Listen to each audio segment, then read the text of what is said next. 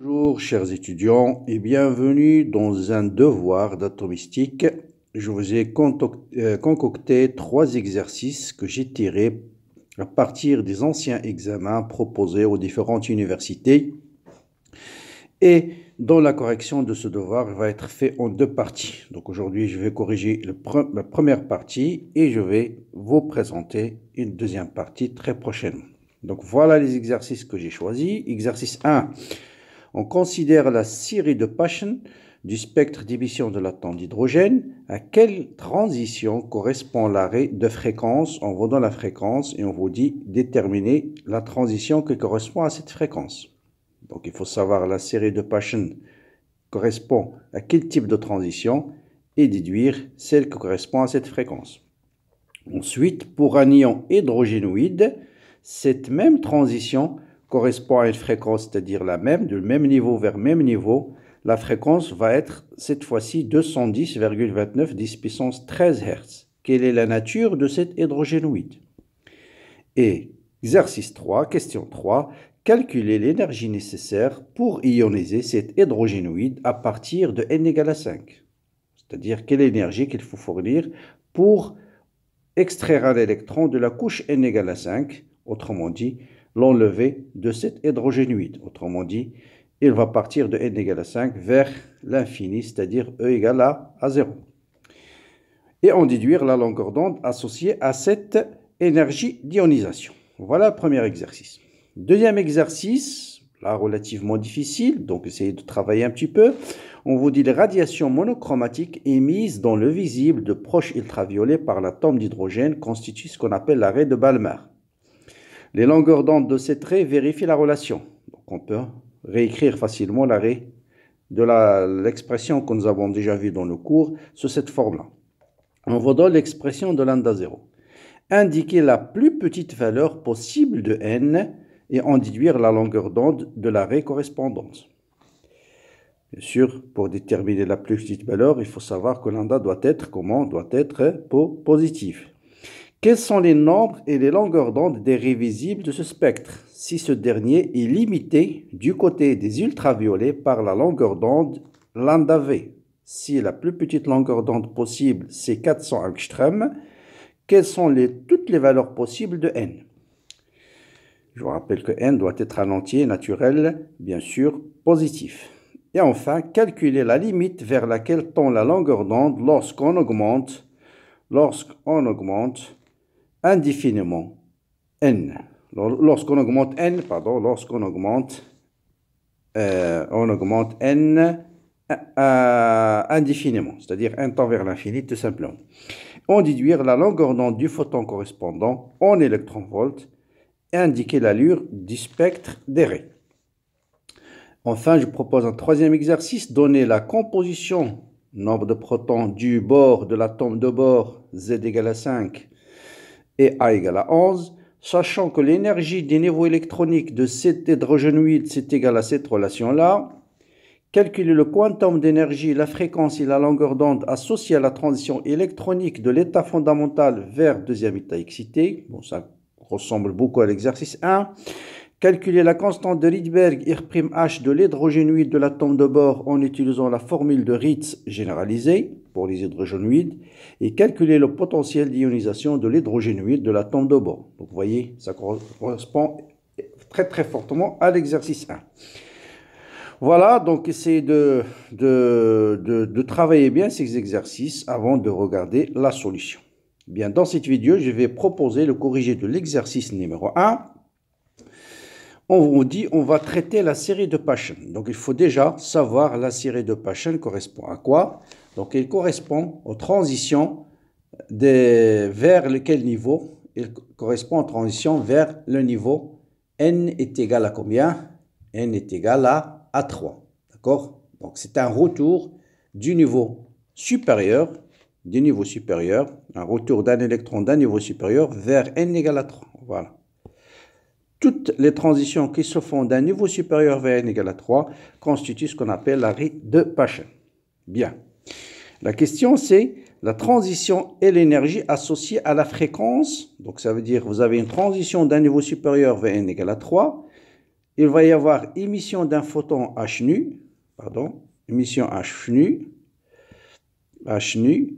et on vous dit la fréquence c'est 23,36. De quel niveau l'électron est passé vers le niveau 3? Eh bien, dans ce cas-là, il suffit de dire que si un électron passe bien, pour l'absorption d'un niveau EI vers un niveau EF, il absorbe à H nu. Et s'il passe d'un niveau supérieur vers un niveau inférieur, la même chose, il va émettre un photon H nu. D'accord? Donc là, l'électron est passé d'un niveau supérieur vers le niveau n égale à 3. On vous donne la fréquence. Quelle est la valeur de m?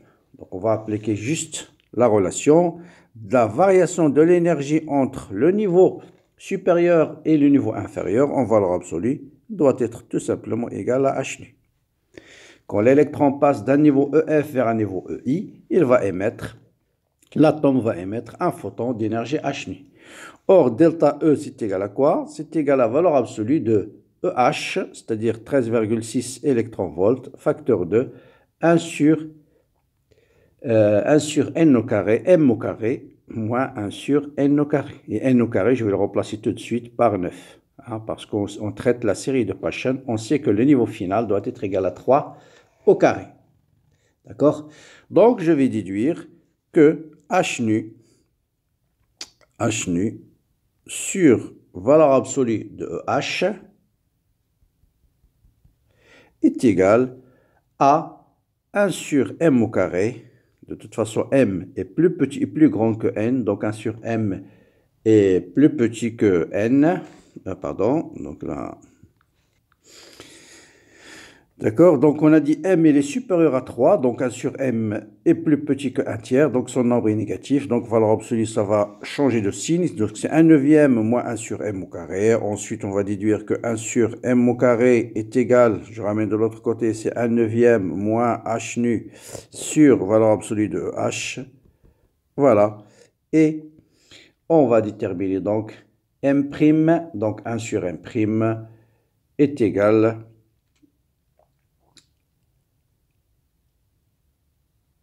donc, on va passer aux racines carrées. Donc, on va faire, je pense, une nouvelle page. Voilà. Donc, on a dit 1 sur m au carré. Donc, 1 sur m, je passe directement aux racines aux valeurs absolues. Donc, ça sera racine carrée de 1 neuvième moins h nu sur valeur absolue de EH. Je passe à l'application numérique. Et vous allez trouver tout simplement que m, c'est de l'ordre de 5, quelque chose, d'accord, 5,001, ce qui implique m est égal à 5. Voilà. Donc, la transition étudiée, c'est une transition du niveau m égale à 5 vers m égale à 3. D'accord? Donc, m égale à 5 vers m égale à 3. Quand l'électron passe du niveau m égale à 5 vers m égale à 3, il va émettre un photon de fréquence nu est égal à 23,36 10 puissance 13 Hz. D'accord? Donc là, c'est très classique. Il suffit de ne pas se tromper de signe, hein, d'accord? Mais en général, travail H nu, c'est toujours positif. Donc, vous mettez EH et ce terme doit être obligatoirement positif. Donc, on peut écrire directement 1 sur 9 moins 1 sur m au carré. Après, vous avez 1 sur m au carré. Bon, voilà. Ensuite, vous m'écrivez 1 sur m, c'est racine carrée de 1 neuvième moins h nu. C'est très bien. Voilà. Vous avez h nu. Donc, la h, il faut l'utiliser en unité internationale. Nu en hertz. Et valeur absolue de E. Là, il faut faire attention dans l'application numérique. Hein, notez bien. Dans l'application numérique, bien sûr, il ne faut pas remplacer EH par 13,6 électronvolts, puisque H est donné en unité internationale. Mu, c'est la fréquence, donc il faut le transformer en joules. Donc, il faut multiplier par 1,6, 10 à la puissance moins 19. Notez bien ça. C'est surtout ce type d'erreur que vous oubliez. Ce type de conversion. D'accord? Donc, ici, H, c'est la constante de Planck, il est donné en joules secondes, donc c'est en unité internationale, la fréquence est en Hertz. EH, c'est 13,6 électronvolts, mais il faut transformer l'électronvolt en joules. Donc ça, c'est en joules. Voilà. Et H, bien sûr, c'est 6,62 10-34. Donc voilà pour le calcul pour la première question. Bien. Maintenant, pour un hydrogénoïde, on vous dit la même transition, c'est-à-dire toujours le passage du niveau n égale à 5 vers le niveau n égale à 3. Donc ce passage-là. Mais lorsqu'il s'agit d'un hydrogénoïde, lorsqu'un électron passe de niveau là vers ce niveau, il va émettre un photon H nu prime cette fois-ci, avec nu prime est égal à ça. Bien, la question c'est de quel hydrogénoïde s'agit-il? Donc on a toujours delta E, tout simplement, ça sera H nu prime, d'accord, qui est égal à quoi? Qui est égal à EH, en valeur absolue, fois Z carré, ce qui change dans l'expression, c'est valeur absolue de 1 sur n au carré moins 1 sur m au carré. Pour un hydrogénoïde, le passage d'un niveau m vers un niveau n, vous avez cette relation-là, d'accord? Or, le delta E, lui, il est toujours égal à H nu, d'accord? Z au carré fois... or, cette expression-là, donc je vais l'écrire Z au carré, facteur 2, donc là, c'est pas la peine de faire trop de calculs. Facteur de quoi? De EH, facteur de 1 sur n au carré moins 1 sur m au carré. Et ça, c'est ce qu'on avait calculé dans la première question. C'est ce qu'on appelait, rappelez-vous, EH. Voilà, EH facteur de 1 sur m au carré, c'est-à-dire 1 sur 5 au carré moins 1 sur 9 au carré. Ça, c'est H nu. Donc, je vais remplacer tout simplement cette expression par H nu. Donc, Z au carré fois H nu. En simplifiant par H, et on trouve que Z au carré est égal à quoi? Est égal à nu prime sur nu. Vous faites une application numérique. Vous allez trouver Z au carré est égal à combien? 8,6. Donc c'est très proche de l'ordre de 9. Donc ce qui implique Z est égal à 3. Voilà. Donc l'IBEB que l'on finit. Donc lithium, c'est un hydrogénoïde Z égale à... Donc, Z égale à 3. Voilà pour comment déterminer l'hydrogénoïde. Il s'agit bien sûr du lithium. Donc, lithium, donc c'est l'hydrogénoïde Li de lithium Z égale à 3. Bien. Pour la dernière question, on vous dit l'énergie nécessaire pour ioniser cet hydrogénoïde à partir cette fois-ci de n égale à 5. Si on prend l'hydrogénoïde de lithium, auquel bien sûr on a arraché combien? On a 2 électrons, donc ce sera Le2+, c'est ça, Z3 2+.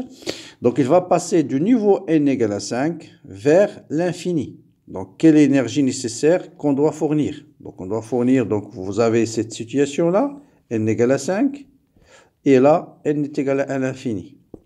Quelle est l'énergie H nu qu'on va envoyer pour extraire un électron à l'atome à cet hydrogénoïde? Donc, même chose, on passe toujours à la relation de base, qui est toujours H nu est égal à valeur absolue de E de l'infini moins E du niveau 5. Sachant que E de l'infini, bien sûr, c'est 0, il va vous rester H nu est égal à valeur absolue de E5, qui est égal à 13,6 divisé par 5 au carré fois Z au carré, c'est-à-dire fois 9. Voilà. Là aussi, 13,5 pour déterminer cette énergie-là. Donc, si on veut en électronvolts, c'est là où j'ai pas besoin de transformer en joules. Donc, cette énergie-là, l'énergie, ce qu'on appelle l'énergie d'ionisation, c'est H nu. Donc, l'énergie d'ionisation, je laisse tout simplement tout ça en électronvolts et je vais déterminer l'énergie en électronvolts. Donc, 13,6 multiplié par 9 divisé par 25, ça vous donne 4,9 électronvolts. Donc voilà l'énergie. Dernière question, on vous dit quelle est la valeur de la longueur d'onde associée à cette énergie-là qu'on a envoyée pour extraire cet électron au lithium. Bon, il suffit d'écrire l'énergie, c'est H nu, c'est aussi Hc sur lambda. Donc 1 sur lambda est égal à 4,9 divisé par HC. Par